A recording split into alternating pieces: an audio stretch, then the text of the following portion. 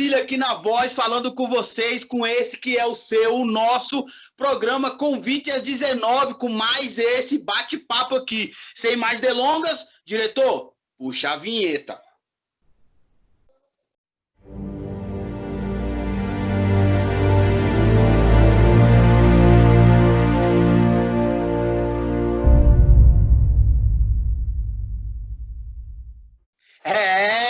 Isso aí, galera. Feliz demais de estar com vocês. Vocês estavam gostando aí da Sara Almeida, né? Da Sara Atriza.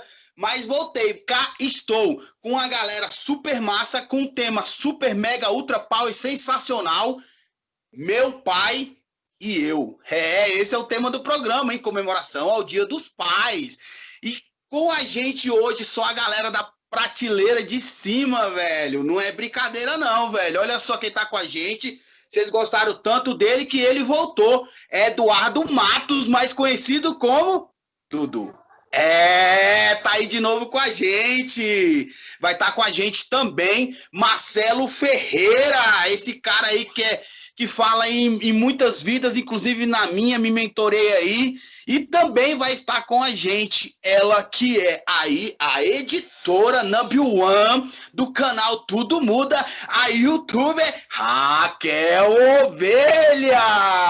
Ó, muito bom, só galera top na galáxia aí, galera. E pra gente começar, eu quero passar um vídeo pra vocês, pra gente entrar nesse bate-papo.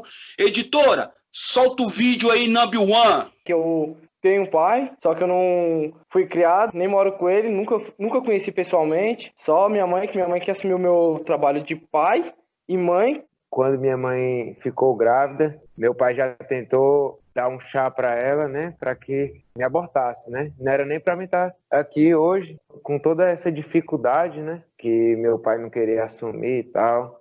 Depois de muito tempo, quando eu já era bem adulto, já ele me assumiu de papel mesmo no cartório. Eu já tinha mais de 10 anos. Então, galera, esse vídeo que você acabou de assistir aí é do meu brother aí, Matheus e Alif, que estavam no nosso programa. Por favor, editora, coloca aqui no card aqui em cima pra gente.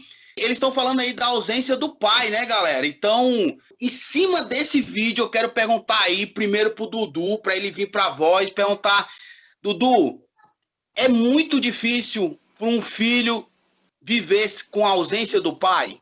Meu amigo, com certeza, cara, com certeza. Eu vou falar da minha experiência pessoal, né? Eu não tive um pai ausente, mas um pai distante, né? E eu lembro, em muitos momentos da minha vida, eu sonhava e desejava, né?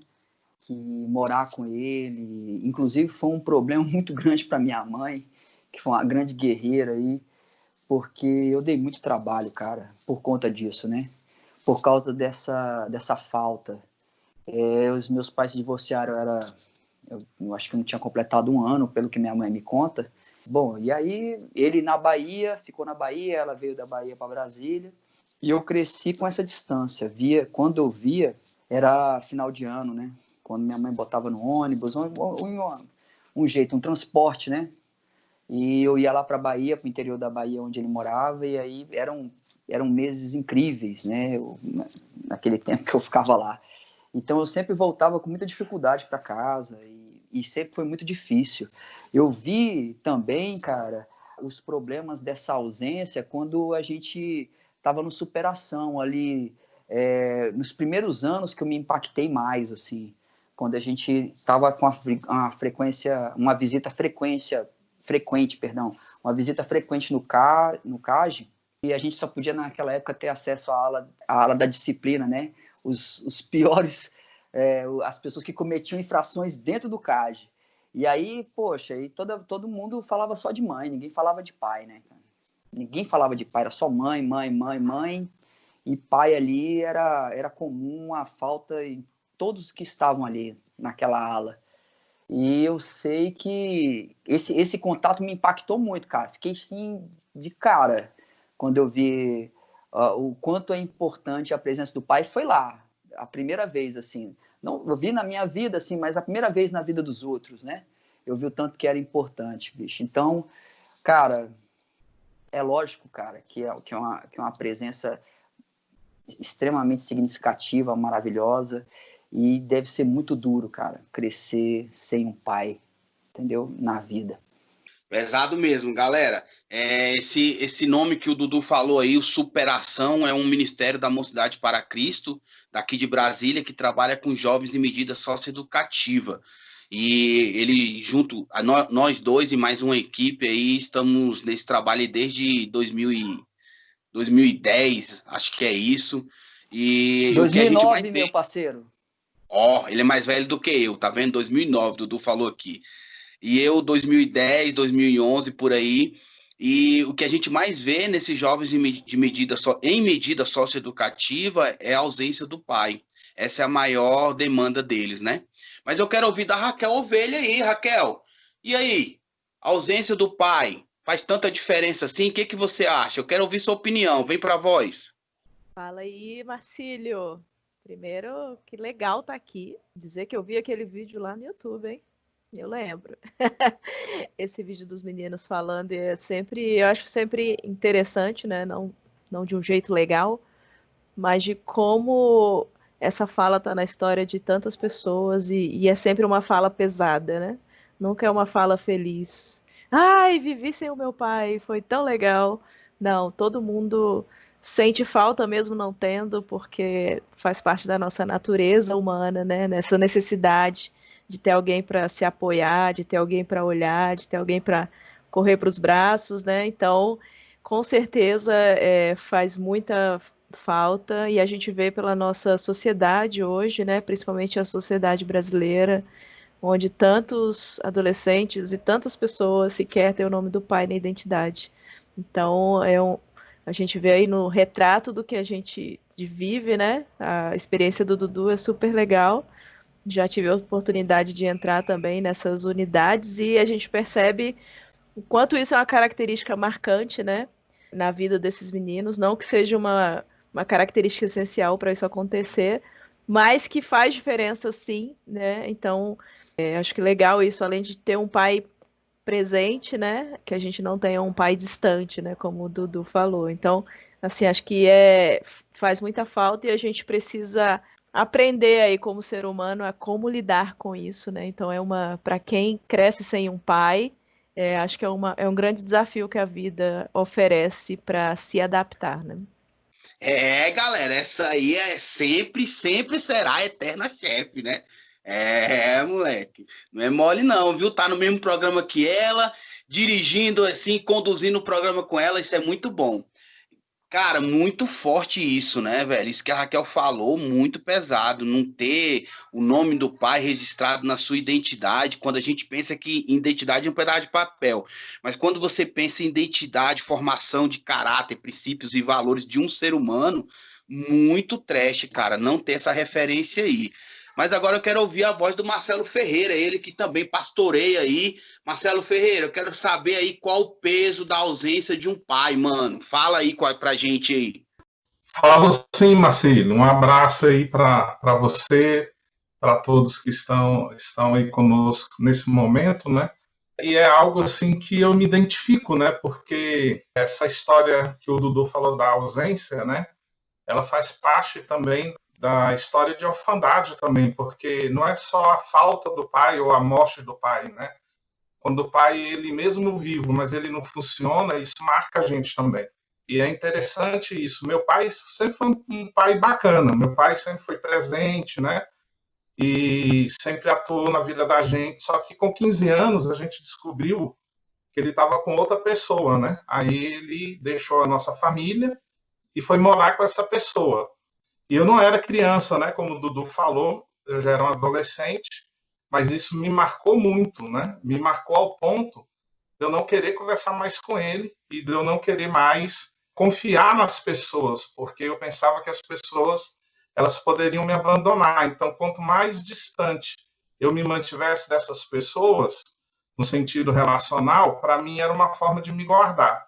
Só que isso, na verdade, foi me prejudicando, né? Porque foi atingindo meus relacionamentos. E quando eu comecei a namorar a Eide, com 16 anos, foi meio complicado, né? Porque eu tinha isso muito forte. era tão forte que se alguém falasse para mim que Deus era pai, eu tremia, porque eu pensava, se Deus é pai, pai abandona, então Deus pode me abandonar. Então foi muito complicado isso, né, até os meus 18 anos, né, quando eu consegui entender que eu deveria perdoar meu pai. E quando eu resolvi perdoar meu pai, não foi aos 18, foi aos 22 anos, no dia do meu casamento. Né? Então foi o dia que eu pedi perdão para ele por não conseguir perdoá-lo. Até então, né, a gente só se via ou era no Natal ou era no enterro de alguém. Aí depois disso, nosso relacionamento começou a mudar. Né? E meu pai, ele não deixou de cumprir com suas responsabilidades, de se preocupar conosco, de investir, né, financeiramente. Mas com tudo que aconteceu, criou uma distância, né? Mas depois, aos poucos, isso vem sendo reconquistado, né? E eu tive também meu padrasto, né? Que minha mãe casou depois, ele faleceu, né? Em junho agora, mas também foi uma figura muito presente na vida nossa, né? Então eu tive 2 pais, né? E essa aí é a experiência que eu tenho. Caramba, Marcelo, que pesado, hein, mano? Que pesado. No dia do casamento houve o perdão. Que bom, né? Antes tarde do que nunca, né, mano? Que bom que resolveu essa demanda aí. Meus pêsames aí pela perca do seu padrasto aí, tá bom? Vamos seguir aqui, né, galera? Agora eu quero saber de vocês, quero chamar a Raquel Ovelha e saber dela aí como é o relacionamento aí com o papi dela, com o Chaves aí, o guerreiro. Mito, temido, amado. Meu relacionamento com meu pai é legal, assim, acho que a gente sempre teve a filha caçula, né, e ele sempre, essa questão, a gente sempre teve essa proximidade maior do que ele com o meu irmão, né, porque meu pai sempre foi esse machão, assim, né, de não abraçar homem, essas coisas assim, né? Então eu era filhinha, eu me jogava. Então sempre tive esse carinho assim grande do meu pai, assim, tenho essa admiração por ele e a admiração dele por mim, né? Então é uma pessoa que tem uma personalidade bastante forte, que eu puxei muita coisa dele, né? Então às vezes a gente se bica, como diz, mas é legal que a gente sempre consegue conversar e se ajustar aí nessa caminhada de pai e filho, né? Então a gente vai se conhecendo, né? E agora com a maturidade chegando na minha vida, assim, tem sido mais fácil eu entender tantos porquês de coisas que aconteceram, né? Porque aí você tenta compreender melhor a história do outro, a própria história dos seus pais, e aí o relacionamento eu sinto que tem melhorado bastante, mas a gente é parecido em muitas coisas. Eu amo futebol hoje, muito por influência do meu pai. Um dos programas que a gente fazia junto era assistir jogo, olha só. Eu lá, menininha, ficava assistindo o jogo com ele, achava legal. Talvez por isso que eu comecei a me interessar bastante, né? Ele ama ou amava assistir jogo. Hoje ele não tem tanta paciência, mas a gente fazia isso. Eu amo todo tipo de jogo e esportes, né? E ele sempre fala isso. Acho que a Raquel puxou isso de mim, né? Ele tenta falar para eu parar de... Qualquer coisa que a gente arranja, até bolinha de gude, a gente inventa um jogo e joga, né? Então, ontem mesmo eu tava lá com ele jogando dominó, olha só. E ele ainda é melhor que eu. Então eu admiro muito ele, nosso relacionamento é super bom nesse sentido de altos e baixos, mas muito mais altos aí na nossa história. Chaves, filho, lembro daqueles cabelinhos brancos. Ele fala, meu filho, deixa eu te falar uma coisa, meu filho. Saudade dele, saudade daqueles cabelos brancos lisos. Dudu, e aí, você conta mais aí da sua história, do seu relacionamento com seu pai aí, como se dá esse processo aí? Cara, meu pai, sempre distante, foi assim a minha vida toda, né? Uma certa distância e tal. Um determinado momento da minha vida eu meio que me rebelei também por perceber o que tinha acontecido, né, na história deles para que eles se divorciassem. Meu pai é um camarada de 1,82 de altura. Eu lembro que quando eu era pequeno, ia passar o tempo na casa dele, ele vinha me buscar, né? Algumas vezes ele ia vir me buscar para a gente ir de ônibus e tal, ou de carro. Eu lembro que ele sempre trazia uma revistinha. Naquela época tinha muito, né, bancas de jornais e tal, chamada Tex. Eram as histórias de faroeste, né? faroeste americano e tal, e tinha o cowboy, enfim, aquelas histórias de cowboy, índios e tal. E quando eu paro para pensar no meu pai, ele era meio que um cara que tentava ser um cowboy do sertão baiano, entendeu? Ele era o tipo do cara que orgulhoso, né? Orgulhoso de si, orgulhoso das suas coisas, um homem que guardava a honra do seu trabalho, muito responsável com as suas coisas e tal. Mas também, assim, quando se tratava de mulher, meu amigo, era daquele jeito, do jeito do cowboy. Tratava a mulher igual... só tinha uma vida promíscua, né, velho? Toda mulher era prostituta, assim, igual nas revistinhas. Chegava aqui, pegava uma mulher, chegava ali, pegava outra e ia pererecando, igual um cowboy mesmo. E sem nada fixo e tal. Isso foi o motivo com a qual minha mãe se divorciou, né? Ela não suportou essa coisa do meu pai ter outras relações e tal. E motivo também da luta da minha madrasta, né? Ele teve um casamento logo em seguida, assim, né? Foi logo na sequência da separação, enfim. Ele continuou com o mesmo hábito, entendeu? O homem que é homem pega todo mundo, tinha esse conceito, né? O homem que é homem pega todo mundo, não leva desaforo para casa, não sei o que e tal. E ó, muito, igual um cowboy, muito álcool, é só bebida até cair e tal. Meu pai tinha uma coisa muito maluca.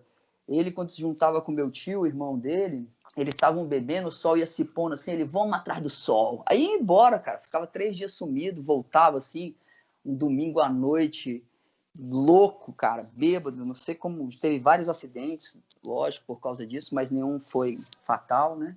Bicho, o cara vivia assim, mas quando era segunda-feira, olha, ele acordava cedo, barba pronta, tal, não sei o quê. Quando ele saía de casa, deixava um rastro de perfume para ir trabalhar, cara, impecavelmente. E pontual, e dedicado, enfim. E aí eu cresci com essa ideia, né? Com a ideia de que ser homem era meio que por aí. Passei muitos anos da minha vida acreditando nessa ideia. E o meu relacionamento com ele era muito bom, porque ele deixava eu fazer tudo. Eu não me botava limite para nada, né? Hoje eu vejo a dificuldade que minha mãe tinha comigo, porque eu voltava nesse contexto, onde eu não tinha hora para chegar, não tinha hora para sair, eu ia para a cidade do interior, ficava livre, cara, ficava livre. Eu achava isso o máximo, cara. E aí quando eu voltava para Brasília, toda a restrição de horário, de estudo, não sei o quê, deixava a minha mãe perturbada, cara. Passei um tempo, como eu falei, assim, meio rebelde com ele.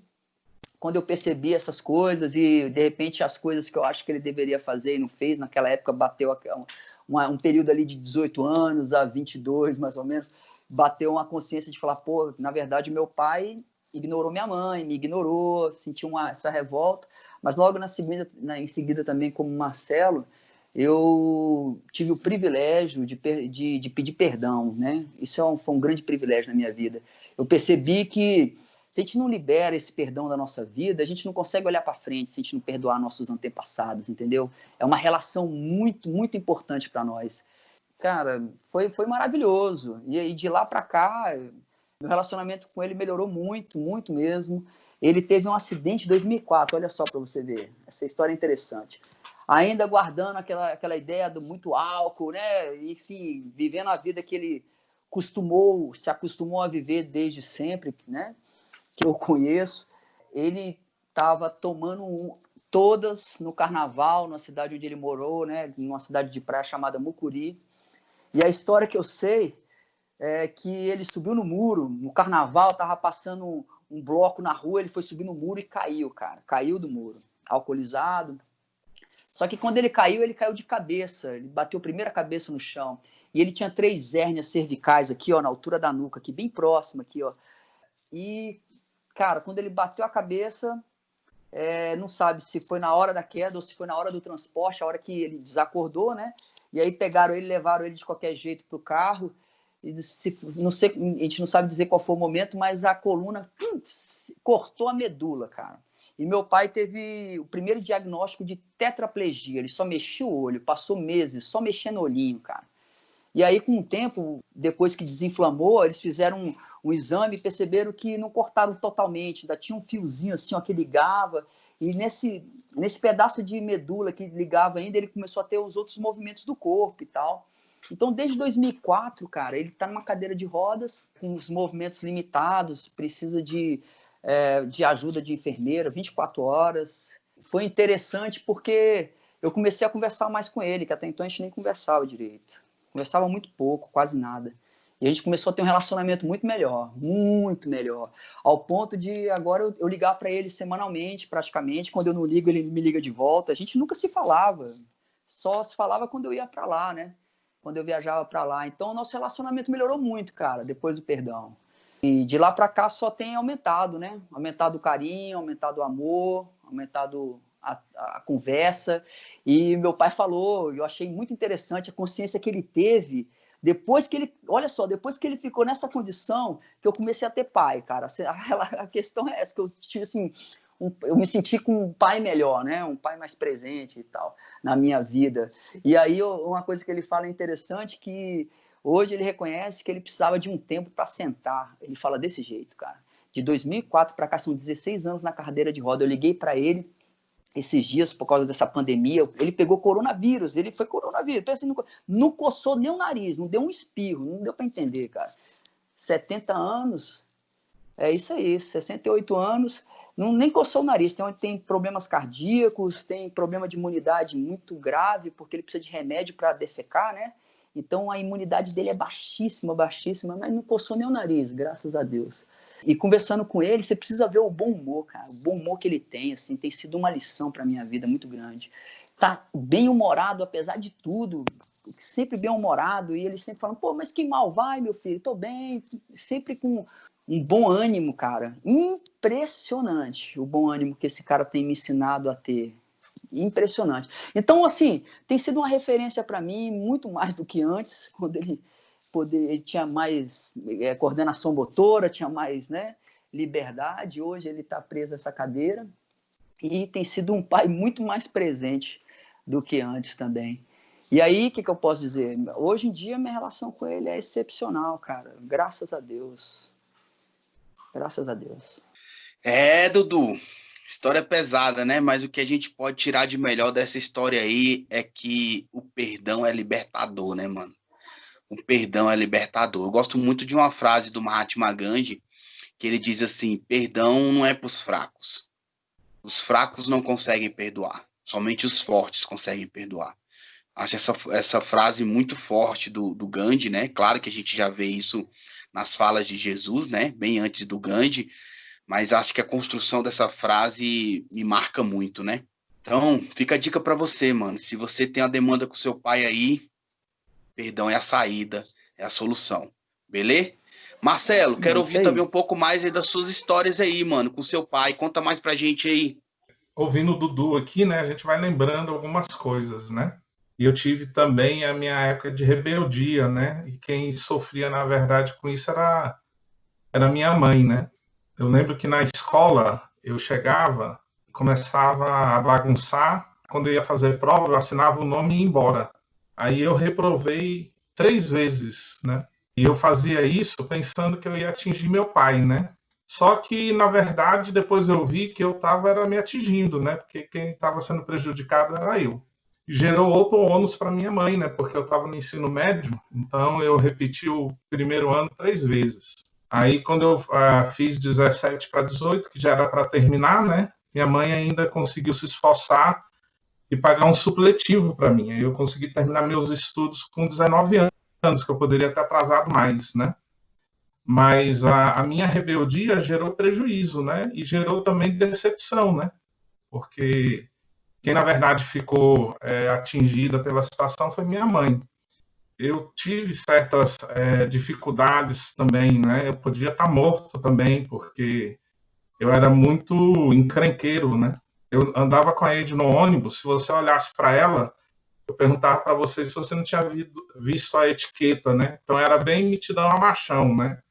E Deus me livrou de muita confusão também. Isso tudo fruto dessa mágoa, dessa rebeldia, né? Dessa vontade de ferir as pessoas porque eu fui ferido, né? E isso na verdade, marcou tanto assim que eu tive que passar realmente por esse processo de cura, né? E como você falou, não existe cura nesse sentido se não houver perdão, né? Então, o que mais me machucava é que eu sabia que eu tinha que perdoar meu pai. E eu relutava, né? E minha mãe, ela falava assim, ó, seu pai não foi um bom marido, mas ele sempre foi um bom pai. Então, não tem como você mudar isso. Eu não estou mais casada com ele, mas ele continua sendo seu pai. E minha mãe, assim, eu achava minha mãe uma santa. Eu queria canonizar minha mãe, né? Porque quando ele falou que ele ia sair de casa, né? E que tinha engravidado a outra pessoa, minha mãe ainda falou que se ele quisesse ficar em casa, ela criava um menino. E era isso que me dava maior revolta, ver minha mãe se humilhando, né? Para poder mantê-lo em casa. Então, isso me marcou muito, né? Até o momento que eu entendi que a única saída que eu tinha mesmo para ser livre, como você falou, era liberar perdão. Então, quando a gente perdoa, às vezes a pessoa nem entende, né, que ela errou. Mas quando você perdoa, você se liberta, né? Então, eu acho que o ponto principal nisso tudo é a gente entender que a gente fica preso, né, em algo que às vezes a pessoa nem percebe que ela gerou na gente. E se a gente não perdoar, a gente não vai desfrutar de uma liberdade, até mesmo para funcionar também como pai, né? E isso foi muito bom para mim, nesse sentido. Né? Aí, Marcílio. Muito bom. Fala, Dudu. Deixa eu dar só uma palavrinha. Achei a história do Marcelo, cara, muito interessante. E ele fala uma coisa que também me marca muito, né? Sobre essa questão, a mãe dele falava para ele, olha, ele não é um bom marido, mas sempre foi um bom pai. Cara, eu tenho aprendido com os meus filhos, com a minha esposa, com a minha família hoje, né? Que tem diversas formas de você realmente ser um bom pai. Meu pai foi um bom pai, do jeito dele, né? Ele entregou para mim o que ele tinha para oferecer na época. E eu posso dizer que ele é um bom pai. Agora, não tem jeito melhor de ser um bom pai, né? Para mim, o que eu quero dizer é o seguinte, o melhor jeito de ser realmente bom nessa função, né? De ser pai, nessa identidade, é primeiro ser um bom marido, meu amigo. Isso eu tenho visto aí desde o início. Se você não é um bom marido, então você já começa com uma parte negativa nessa história. Afinal de contas, é a mãe dos seus filhos, entendeu? E aí bate justamente com o que o Marcelo falou, foi mais uma história que me ajudou a firmar essa ideia, porque no final das contas você está maltratando a mãe dos garotos, cara, de alguma forma, né? Você está sempre maltratando, ausente, destratando. Então, bicho, quer ser um bom pai mesmo, assim, ó, aquele efetivo, aquele real, aquele bom pai da prateleira de cima, igual você falou aí, primeiro passo, cara, seja um bom marido, entendeu? Depois vem os outros. É interessante, né, o que o Dudu colocou, porque a experiência minha, né, é que meu pai, ele aparentemente, ele era um excelente esposo. Ele era carinhoso, atencioso, né, tratava minha mãe bem, né, e ela fala muito desse lado dele, né, porém, ele tinha uma vida escondida, né? Que ele se relacionava com outras pessoas. E quando a gente descobriu a primeira vez, né? Que foi quando eu tinha 15 anos, a gente não sabia que já tinha acontecido outras traições e a mãe já tinha perdoado, né? Então ele já tinha essa inclinação também. Só que na vivência de casa, meu pai, ele era o cara, tanto em relação ao jeito que a gente via ele tratando minha mãe, como o jeito que ele nos tratava. Porém, na verdade, né, ele tinha essa outra vida, né? E lógico, né, a gente já teve a oportunidade de conversar, ele já pediu perdão por certas coisas que ele fez, né? Ele reconheceu os erros dele e tudo, né? Mas isso tudo marca. Então, eu acho interessante porque a experiência do Dudu, o pai dele era vida louca, né? Declarada assim, né? Declaradamente, né? O meu pai aparentemente não, mas ele também tinha essa vida promíscua, né? Escondida, né? E isso influenciou, né? Isso influenciou. Eu lembro de uma coisa que talvez ele nem lembre, né? Foi quando eu achei as revistas pornográficas dele, né? Foi aonde eu acabei iniciando a pornografia, que foi uma das lutas da minha vida. Então tem certas influências que às vezes a gente nem sabe que a gente está gerando. mas a gente está gerando só pelo simples fato do convívio, né? Galera, pesado. Eu lembro, essa fala do Dudu aí, me lembrou muito do programa que a gente fez, né, de homem para homem, esse que vocês viram o vídeo aí. E uma das demandas que eu observei nos meninos é justamente isso, né? É justamente essa, né? Essa questão, cara. Eles querem ser um bom pai porque viu o mal que a ausência do pai fez a eles, mas um deles, por exemplo, é separado, entendeu? Não conseguiu ter esse bom relacionamento com a companheira, né? Então a gente observa muito essa questão, né, do tratar a esposa, né, reflete justamente no desenvolvimento do filho. E aí, galera, eu quero entrar numa outra questão. Eu quero fazer um De Volta para o Passado, em vez do De Volta para o Futuro, eu quero fazer um filme aqui para De Volta para o Passado. Eu quero que vocês lembrem lá, um dia, nesse relacionamento com o pai de vocês, eu quero que vocês pensem o seguinte, todo adolescente, aspas, né? Todo adolescente, ele, de certa maneira, ele ainda é uma criança. Só que ele agora é uma criança que tem voz, ele fala, né? E eu quero fazer um exercício com vocês aí, de vocês lembrar aí como era esse relacionamento com o pai de vocês, quando vocês estavam nesse período de adolescente aí, extremamente falante, extremamente questionador, extremamente curioso. Eu quero saber aí, fala aí, Dudu, vem você pra voz e fala como é que foi esse relacionamento aí, como se deu. Cara, foi a parte da minha vida que eu menos falei com meu pai, né? Acho que a partir dos 15 anos, eu acho. Mais ou menos. Foi a parte da minha vida que eu menos falei com ele. Eu entrei nessa fase aí meio rebelde, mas as poucas vezes que a gente tinha contato era boa. Sempre foi boa. O relacionamento com ele era bom. Ele, tranquilão, me deixava bem à vontade, sempre me deixou bem à vontade para fazer o que eu queria, e isso sempre foi bom, isso foi uma parte boa. Mas eu falei muito pouco, cara. A minha experiência de adolescência com ele foi muito pouco. Quem segurou a minha onda mesmo, cara, quem lutou comigo, ao meu lado e muitas vezes contra mim, contra meus desejos, meus ímpetos, meus impulsos, foi a guerreira da minha mãe. Segurou a onda legal de tudo que eu precisava, de todos os problemas que eu causei. Então, cara, nesse período, pouco contato, os poucos eram bons e de repente também teve um grande período de ausência, assim, sem contato, né? Teve um período bom sem contato acho que até os 22 anos ali, mais ou menos. Foi isso aí, não tenho muito o que falar desse período não, cara. Meu pai, esse período aí eu fiquei meio sem contato com ele. Ausência quase que total, né, Dudu?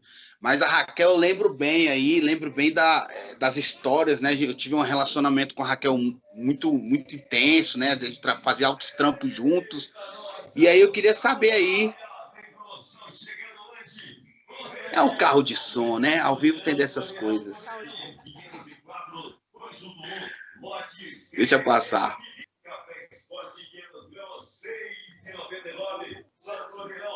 Por favor, uma sala acústica de presente. R$ 6,99 tá um preço bom, pô. Né? A editora fica assim, ó, salivando assim, nossa, material para me colocar no final. Não, eu nunca fiz isso. Então, galera, vamos lá, 1, 2, 3 e já. Pesado, né, Dudu? É realmente muita ausência aí, né, cara? Difícil falar, né? Falar o quê, né? Mas eu quero saber aí da Raquel Ovelha aí. Eu lembro que a gente compartilhou de várias missões juntos. Lembro da Raquel. A Raquel queria conquistar o mundo, né? Eu vou ganhar o mundo. Filho, andei muito aí nesses sonhos aí, viu? Caminhei muito nesses sonhos aí. Eu quero saber aí como o guerreiro aí, o Chaves aí, ele lidou com essa, vamos dizer assim, essa conquistadora aí adolescente. Nossa, boa. Meu pai sempre foi do diálogo, assim, mas tem esse traço dele da autoridade, né? Que tipo, pronto e acabou. É o que eu falei, pronto e acabou. Então, quando você tá na adolescência, assim, você quer, tipo, saber os porquês dos porquês. Então, eu não fui uma adolescente muito rebelde, ao contrário, né? Fui mais conquistadora, assim, desse lance de sonho. Então, a gente já se bateu muito mais no campo das ideias, né? de viver algumas coisas por fé, de fazer algumas coisas que as pessoas acham que é loucura. Então, o pai sempre quer a segurança dos filhos, né? Sempre quer, não, vão por aqui, que aqui é mais seguro. Então, acho que ele ficou meio doido comigo. Eu nem posso falar essa palavra doido, se ele ouviu falando isso. Menina! Mas eu acho que ele ficou meio conturbado com as questões que eu levava. E eu sempre falava pra ele, cara, no final da minha adolescência, assim, eu desejei algumas vezes ser um adolescente, uma pessoa comum, sabe, assim? Tipo, eu queria ser uma pessoa de igreja comum, que vai lá, senta, olha e acha legal, volta pra casa e tal, mas eu nunca fui. E eu até cheguei a falar isso pra eles, né, pra minha mãe, pra eles. Eu falei, sinto muito, mas eu não sou, então eu tô aqui, eu preciso fazer isso. E aí, assim, acho que eles tentaram, os dois, né, resistir um pouco, meu pai talvez um pouco mais, mas até que eles viram que não tinha, que era melhor estar do meu lado, né, do que tentar resistir a alguma coisa. Então hoje eles estão aí comprando esses sonhos junto comigo, né, aí, os sonhos de Deus, vamos dizer assim, mas ao longo dessa história a gente teve várias questões, conflitos assim, mais no campo de ideias, né, no campo de... Então eu ficava meio, não acredito. Eu lembro que quando eu era pequena, assim, meu pai sempre levou a gente para a igreja, né? E aí você vai ficando adolescente e aí você começa a questionar, mas por que eu tô indo? Eu não quero ir, eu quero assistir Disney Crush. Disney Crush, como é que era? Cruz. Mas ele falava, não, você vai, entra no carro, pronto, e vai, pronto, acabou. Então eu ficava tipo, um dia eu vou decidir não ir e tal, eu ficava tentando pensar assim. Mas eu simplesmente ia e começava a me questionar e, tipo, por que eu tô indo se não faz sentido pra mim? Ia brava, mas ia, porque eu obedecia a ele. E aí, essa época, eu fui vários anos, assim, porque minha mãe tava fazendo faculdade à noite, então não tinha com quem eu ficar, a gente tinha que ir. Mas, assim, pela essa força do hábito, eu acabei indo e ao longo da história a ficha foi caindo. Por que eu precisava estar ali? Por que eu ia para a igreja? Apesar de muitas vezes eu ter ido simplesmente por ir, né? Porque ele mandava ou ele me botava no carro. E hoje que eu sou mãe, vejo que é assim mesmo. Bora, pronto e acabou. Enfim, mas tento explicar mais, né? O porquê, assim, a razão. Eu queria ter entendido mais cedo, assim, as coisas, assim, com o coração, enfim. Mas é isso. Essa idade é muitos porquês, né? Porquê disso, porquê daquilo. E normalmente a gente recebe dos nossos pais, né? Porque eu quero. Filho. Manda quem pode e obedece quem tem juízo, né? Essa é a máxima. Moleque. Aí é só a idealizadora aí do programa, do canal Tudo Muda. Marcelo, e você, mano? Quero saber de você. 13 anos, Marcelão aí 12 anos, 15 anos. Como se dá esse relacionamento, esse cara aí revolucionário, pinchador, metido em várias gangues? Como é que é essa situação aí? Conta essa história pra nós. Rapaz, eu tenho uma questão, porque eu brinco que eu já era ruim de natureza, né? Então, assim, meus pais, eles tinham muito de conversar com a gente, e meu pai, a gente tinha muita abertura para ele, até para perguntas mais íntimas, né? Então, ele era uma pessoa muito boa. Tanto é que quando ele saiu de casa, o maior problema foi essa decepção, né? A gente descobrir algo que a gente não imaginava da parte dele. Mas ele tinha muito de conversar com a gente, né? Mas eu era meio rebelde, né? Eu, com 7 anos de idade, eu tinha 2 namoradas na sala de aula e batia em todo mundo, né? Com 10 para 12 anos, né, eu comecei a pichar também. E teve um dia lá que a diretora pegou lá os pichadores lá, deu advertência, né? Aí ele teve que ser mais duro comigo, né? Aí ele me deu umas porradas lá e eu comecei a criar uma vergonha na cara a partir desse momento, né? Mas dos 13 aos 15 anos, né? Foi uma época assim que a gente teve um convívio muito bom com ele, né? Aí com 15 anos, quando ele saiu de casa, a gente se distanciou, porém a gente conversava, né? Ele sempre procurava se aproximar, procurava ir em casa. Mas diferente do Dudu, que era uma questão da localização, né? Eu optei para me distanciar dele, né? Pela minha raiva, pela minha mágoa, pelo meu ressentimento. Então, meus dois irmãos eram bem mais próximos, né? Sempre estavam procurando estar juntos, né? Minha irmã mais velha e meu irmão mais novo. Eu não, eu fazia de tudo para não me aproximar dele, né? E isso prejudicou um pouco, né? Até hoje, os meus irmãos eles, são mais próximos. E eu tenho uma dificuldade, apesar da gente já ter superado isso. Mas eu confesso que, pessoalmente, eu ainda tenho uma dificuldade. Então, por exemplo, quando tinha alguma coisa, né, que envolvia dinheiro, se minha mãe não pudesse dar, eu não pedia para ele. Entendeu? E até hoje eu ainda tenho essa resistência, né? De alguma ajuda, algo do tipo. Então, se não tem outro jeito, eu fico na minha. Entendeu? Então, essas coisas marcam a gente, né? E a gente percebe isso. Muito bom, Marcelo, muito bom. Poxa, mas aí eu quero perguntar, aproveitar aqui na roda aqui, que temos aqui a digníssima Raquel Chaves Guerreiro, e perguntar para ela, Raquel, me diz aí, qual o papel da mãe na relação entre o pai e os filhos? Eu acho que depende aí, ouvindo muito a história dos meninos, você percebe essa importância, né, de como que essa ligação foi construída, né? De como a mãe está nessa história. Eu acho que é super importante o papel da mãe. Tanto aí a gente tem alguns extremos, né? Cada um tem o seu contexto, mas tem mãe que monopoliza também a relação, né? E aí o pai fica meio perdido.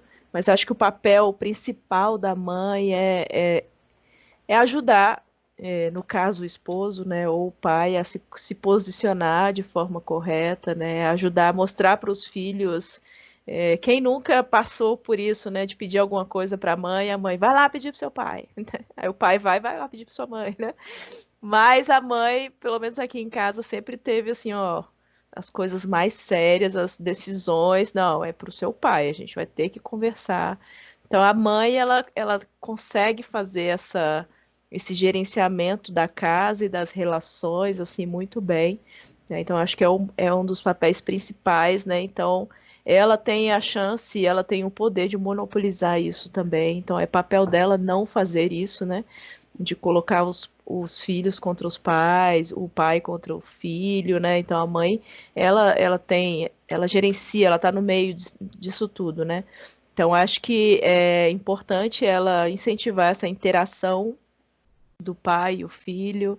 Quando o pai não tem essa habilidade de comunicação, ela tentar fazer isso, né? Então, eu acho que é um papel essencial aí da mãe. E quando não existe o pai, aí a mãe se torna o que ela é, o que as mulheres são, né? Super-heroínas, e a gente faz o que for preciso.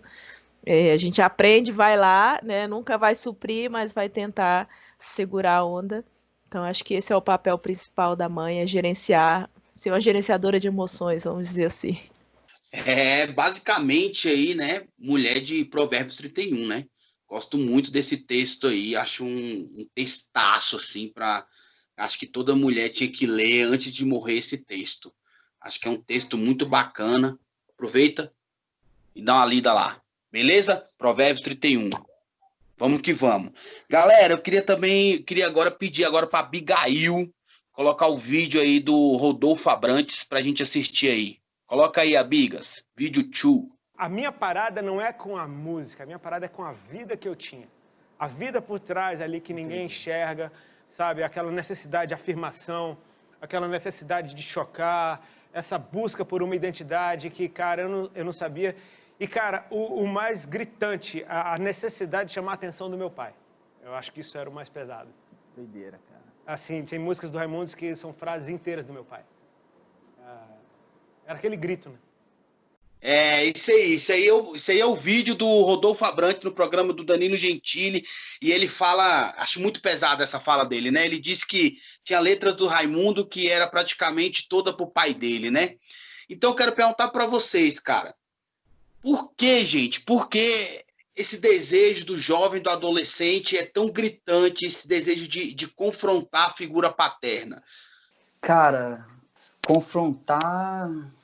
Eu não faço coro das pessoas que, só tentando colaborar aí com a sua frase, eu não faço coro com as pessoas que acham que, assim, que acreditam que todos os adolescentes confrontam necessariamente os pais e tal. A Raquel aí é um exemplo muito legal disso aí, né? Eu, na minha adolescência, eu não confrontei meu pai. Fiquei um pouco chateado com ele, muito, né? Fiquei chateado com ele, mas eu nunca cheguei a confrontá-lo, nem... Não lembro, assim, de entrar numas com ele por causa disso. A gente teve uma conversa depois, tem até relativamente pouco tempo, né, sobre isso e tudo, mas já foi, como eu já falei, eu já tinha perdoado, já foi numa outra pegada, né, num outro tom, não era um tom de combate, não era conflito, não era briga e tal. Eu sei, cara, e acredito, né, que essa coisa, a presença do pai é muito importante, né, e aí eu acredito sim, que algumas pessoas, por conta disso, pela ausência, ou assim, por algo mal resolvido, acaba tomando muitas decisões na vida. Enfim, eu sei que, cara, nesse período também, por mais que eu, de repente, até negasse, eu imitava muito meu pai. Eu, até hoje, assim, eu tenho muita coisa dele, cara. É muito significativo essa presença. Tem coisas que eu faço, tem coisas que eu reajo, a forma como eu vivo até hoje, né? Cara, tem tudo do meu pai, né? Então, é algo tão marcante, meu irmão, algo tão marcante na nossa vida, que acaba, assim, né, influenciando em muitas decisões, acaba nos influenciando em muitas atitudes, entendeu? A forma como a gente pensa, cara, tem muito a ver com essa relação de pai e filho, né? Eu arrisco a dizer até das pessoas que não têm essa relação, né? Tomam muitas decisões justamente porque não tiveram essa relação. E eu sei, cara, que eu posso dizer que uma das coisas mais bacanas que me ajuda até hoje a guardar a fé é o fato de reconhecer isso, que Deus é pai, entendeu? Justamente por causa dessa importância aí.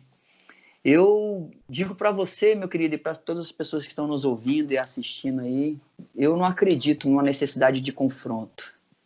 Eu acredito numa necessidade imensa de relacionamento. Uma necessidade imensa e profunda de um relacionamento com o pai. E aí, algumas pessoas aí sim, eu não vou jamais me arriscar a precisar ser a maioria ou não e tal, mas enfim, algumas pessoas sim escolhem um confronto, escolhem um combate, escolhem chamar a atenção de diversas formas e tal, porque nós precisamos, cara, desse relacionamento. Nós precisamos de um pai, sacou? É isso aí, irmão. É isso aí, Dudu. Marcelo, quero ouvir você, cara. Existe mesmo esse desejo de confrontar aí o pai do jovem, do adolescente, ou é mais uma leitura extremista de muitos aí? O que você acha? Eu penso que, de um certo nível, sempre vai existir isso, né? Até quando tem um bom relacionamento, porque o adolescente, de alguma forma, ele quer agir como adulto também, ele quer reivindicar alguns direitos, né? Quando há um relacionamento que ele tem, né, suas dificuldades e grandes dificuldades, isso intensifica também. E tem um fator, né, nisso tudo, seja a questão de você se rebelar, de você confrontar, de você até mesmo se isolar. Isso só revela aquilo que no discurso do Rodolfo fica claro, porque você faz tudo isso apenas por uma motivação, né? Ter a atenção dele, né? Ou grito, ou silêncio, ou afastamento, né? Seja o que for, é uma das formas que você pode fazer para tentar chamar atenção, né? Eu tentei chamar atenção reprovando na escola, né? Tipo assim, você me deixou, abandonou a gente, foi morar com outra família, e aí, você não vai ligar para isso? Então, eu acho que a grande questão aí desse tipo de confronto, de rebeldia, de isolamento, ou seja lá o que for, indica apenas uma única coisa: a gente tem a grande necessidade de ter a atenção do nosso pai. E quando a gente não tem, a gente faz de várias formas tentando chamar essa atenção. Até mesmo quando aparentemente a gente está querendo ignorar essa atenção, mas na verdade a gente está doido por ela. Legal, Marcelo. Raquel, Vamos ver se a gente escuta de você aí uma opinião técnica aí. Você que é uma pesquisadora aí dessas gerações.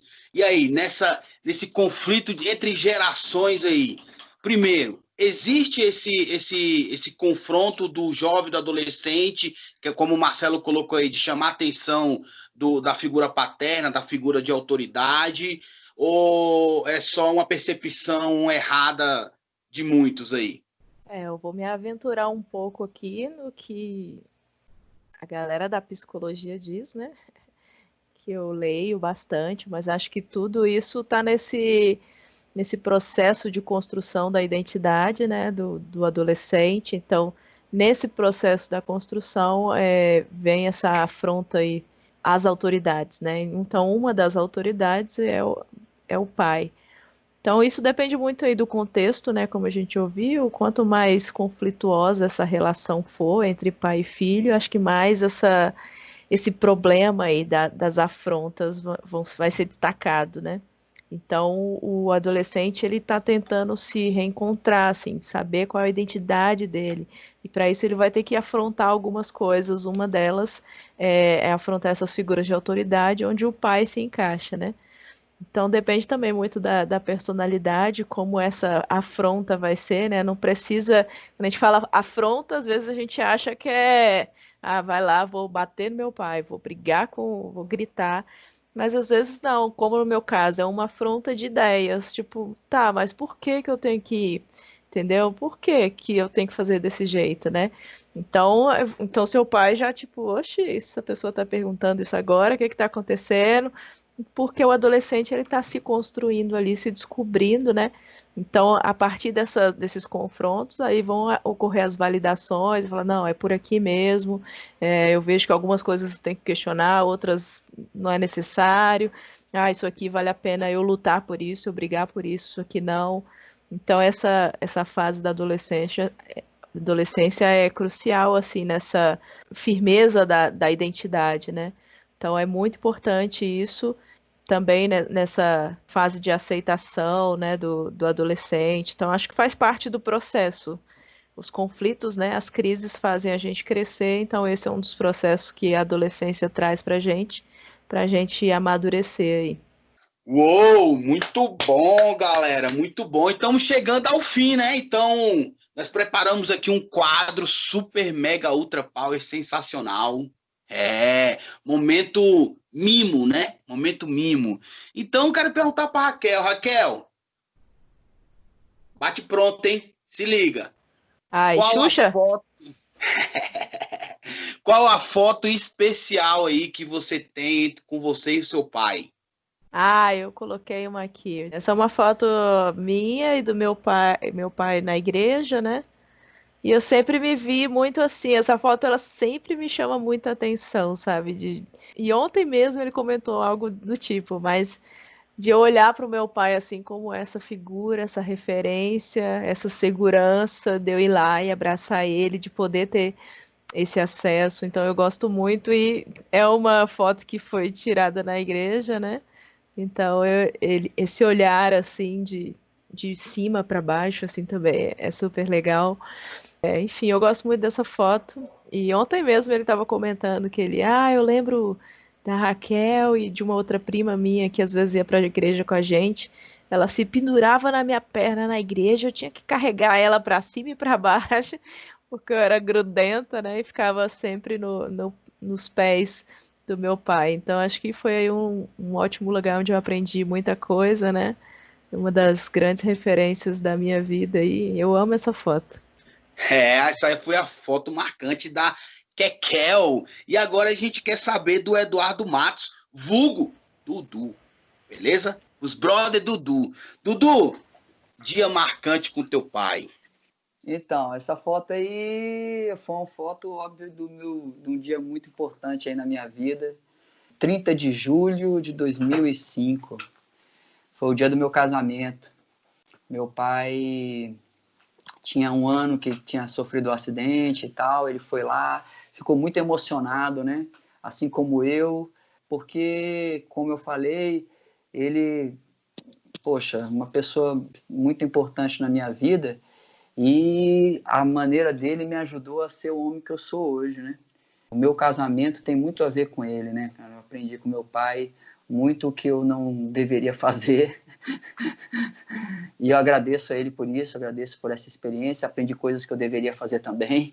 Enfim, eu vi a importância, aprendi com ele a importância de um pai na vida de um filho, né, cara? E a partir dele eu tenho me esforçado para ser a melhor versão de mim para os meus filhos, para minha esposa. Então, isso aí foi bem marcante para mim, cara. Ter o privilégio da presença dele no meu casamento, na minha vida. Esse Dudu fala com o coração na ponta da língua, né, galera? Gosta de fazer a gente chorar aqui. Marcelo, e você, Marcelo? Quero ouvir do Marcelo aí. Marcelo, qual foi uma conversa franca com seu pai? Conta pra gente aí. Quando meu pai fez uma conversa com meu pai, quando ele fez 70 anos, né? E ele, na cabeça dele, ele achava que ele não ia conseguir chegar nessa idade, né? Quando a gente estava na festa dele, que a minha irmã caçula, né?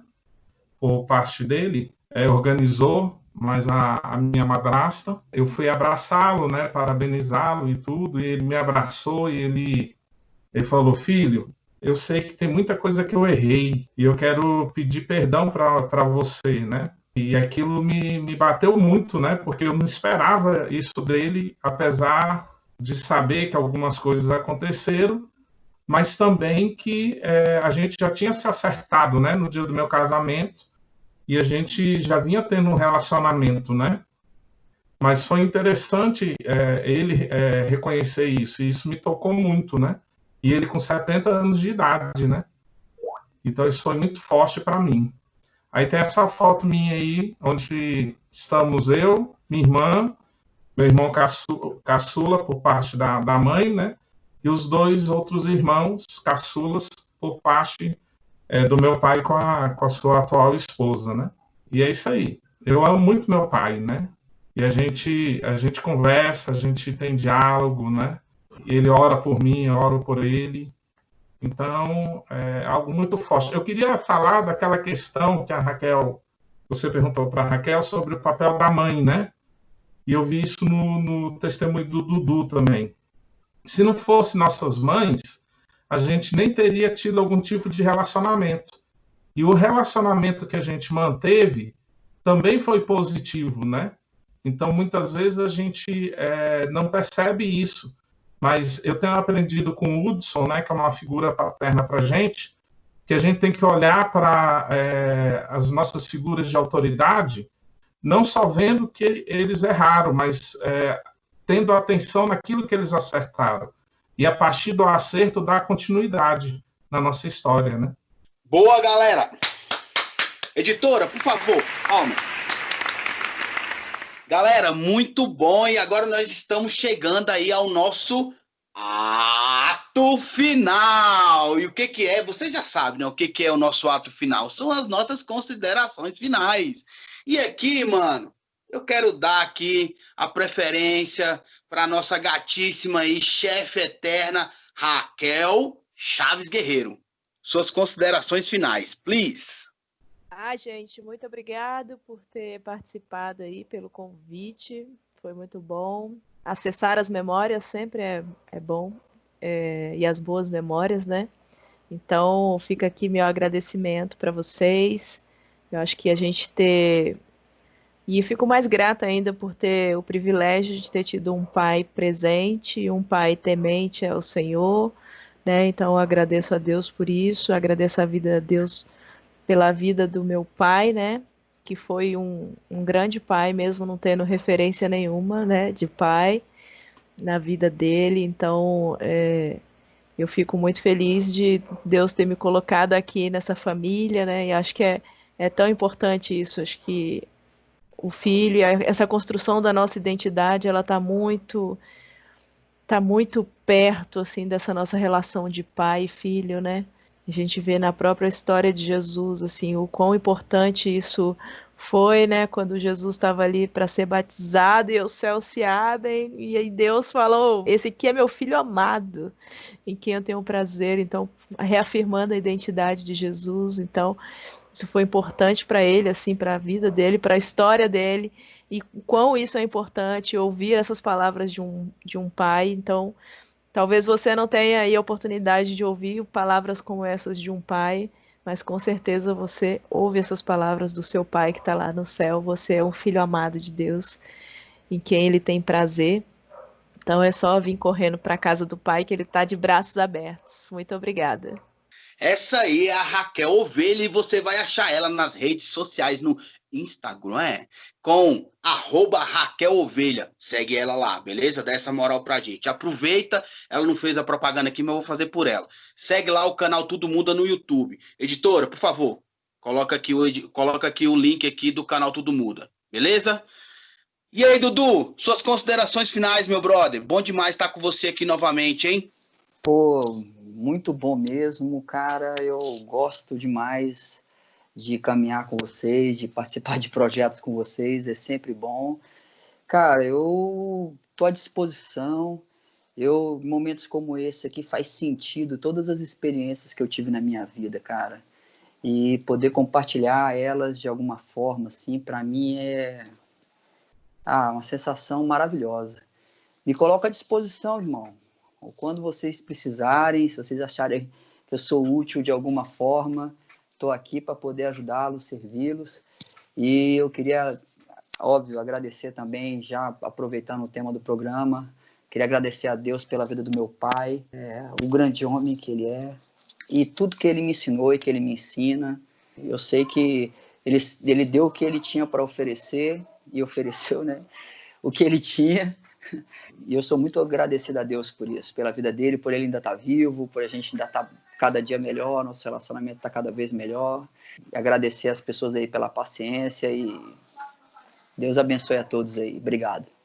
E esse aí é o Eduardo Matos. Você acha ele no Instagram com @EduardoMatos06. Filho, o bicho é o 06. Se liga aí, segue ele lá nas redes sociais. Beleza, galera? E aí, Marcelo, quero ouvir suas considerações finais. Vem pra voz. Eu quero agradecer, né, por poder estar com vocês aqui, né? É um tema que mexe muito comigo, né? Hoje eu sou pai de 2 filhos. Eu sou feio, porém competente, né? Esposa bonita e filho bonito eu tenho, graças a Deus. E louvo a Deus, né? Porque tudo é um aprendizado, né? Se a gente for pautar a nossa vida em ofensa e mágoa, a gente nunca sai do lugar. Então, hoje, apesar das dificuldades, das diferenças, né, eu tenho um relacionamento com meu pai, sou grato pela vida dele, né, naquilo que ele tem funcionado, né, naquilo que ele tem deixado como legado, né, nas nossas vidas. Louvo a Deus pela vida do meu padrasto também, né, que Deus levantou também para nos abençoar. E eu queria terminar falando um pouquinho sobre isso, né? Que Deus, ele nunca vai nos deixar sem figuras de autoridades que funcionem bem, né? Lógico que nenhuma figura de autoridade humana ela é perfeita, mas muitas funcionam bem. E ainda que os que estão mais próximos e deveriam funcionar, se eles não funcionarem, Deus sempre vai dar um escape para a gente. Então, a gente tem pessoas que Deus levanta, tios, avós, professores, pastores, líderes, né? Pessoas perto da gente que a gente pode olhar e ver também um bom exemplo e entender a funcionalidade de uma figura paterna, né? Então, eu louvo a Deus porque eu tive essas pessoas, né? Eu tive meu sogro, eu tive pastores que até hoje falam na minha vida, eu tive bons professores que foram além do ensino, que contribuíram com a minha vida, que apontaram, né, uma outra forma de proceder. E nisso tudo eu vejo o cuidado e a paternidade de Deus. Então, se tem um pai que nunca vai nos deixar órfãos, é Deus. Ainda que as figuras humanas falhem, Deus ele sempre vai estar presente de alguma forma, mostrando para a gente que a gente pode funcionar bem apesar dele. E eu louvo a Deus porque isso tem acontecido, né? Nas nossas vidas, nas nossas histórias. É só a gente saber para onde olhar. Fi, aí é só fera, viu? Você encontra o Marcelo aí nas redes sociais, no Instagram, com @marcelo.ferreira Souza com S. Beleza? Segue o cara lá. Galera, minhas considerações finais. Primeiro, agradecer aqui a queridíssima Raquel Chefa. Muito prazer, um prazer enorme receber você. Receber também a pessoa por trás do canal Tudo Muda, né? Quero agradecer também aqui de coração o Dudu, o Eduardo Matos, meu brother aí. Estamos juntos aí na ponta da lança. Meu companheiro aí de missão. Quero também agradecer também ao Marcelo Ferreira, que mentoreia a minha vida, que toca na minha vida e ajuda nessa construção familiar aí. Foi um prazer estar com vocês, de verdade, trocar essa ideia. E, cara, minha ideia para você, minha hashtag Fica a Dica para você, coloca aqui, editora, minha palestra no canal Tudo Muda, né? Cara, falei lá sobre meu relacionamento com meu pai, foi muito bacana, assiste lá, aproveita, deixa um like lá, comenta, fala lá se você gostou ou não. Cara, meu relacionamento com meu pai foi muito difícil, né? A gente venceu uma batalha aí e houve tempo desse perdão. Então, mano, a palavra, se é uma palavra que define esse programa aqui, o nome poderia ser perdão entre você e o seu pai. Beleza? Perdoa enquanto é tempo para que não gere uma demanda maior. Eu perdoei meu pai, houve um acerto ali, houve ali uma conversa difícil, mas houve, e toda a demanda foi resolvida. Beleza? Então, assim, essa é a minha dica para você. Galera, muito obrigado por você estar aqui. Não sai daqui sem deixar o seu comentário, sem se inscrever no canal e sem deixar um like. Beleza? Não esquece da máscara. Beijo, me liga!